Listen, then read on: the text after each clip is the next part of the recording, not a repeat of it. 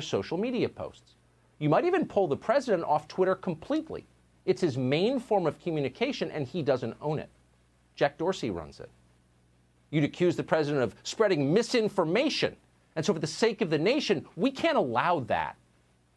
If Trump and his voters persisted in complaining, you'd consider stronger measures. Democrats have been thinking about this for a long time, it turns out. None of the rest of us have, but they have. This summer, John Podesta played Joe Biden in an election simulation that Democrats held.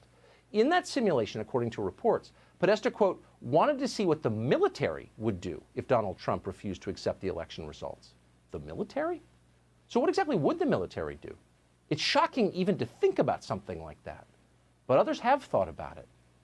This summer, a retired Army colonel called Lawrence Wilkinson went on the Bill Maher show on HBO to discuss that question. As you watch the clip we're about to show you, keep in mind that Wilkinson is not a fringe figure. He's not some guy muttering to himself on a city bus.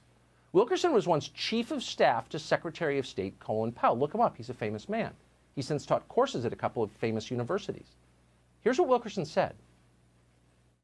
If Trump calls his base to the streets with their guns, his base owns something like 60 to 70% of the 300, 400 million guns in America.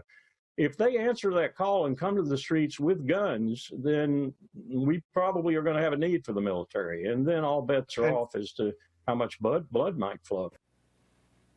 How much blood might flow?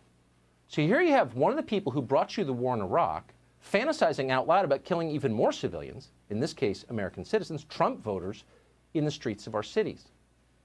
People didn't used to talk like this on television, and on Fox News they still don't because we wouldn't allow it. That's violent extremism. But on that channel, no problem. No one even noticed that. Tells you a lot about how they think. You really can't overstate, and we mean that, you can't overstate how corrosive language like that is. It's a quick way to break everything, and it's happening now. Normal people are becoming paranoid. Americans who love this country are beginning to fear it. Why? We know exactly why. Because shutting down legitimate discourse and inquiry always has that effect. It destroys social trust, and it sets the table for awful things to come. So let's stop this right now. Slow down. No hasty calls. Our system works. It has worked before. If people air concerns, resolve the concerns. Don't call them names. Don't sweep those concerns under the rug.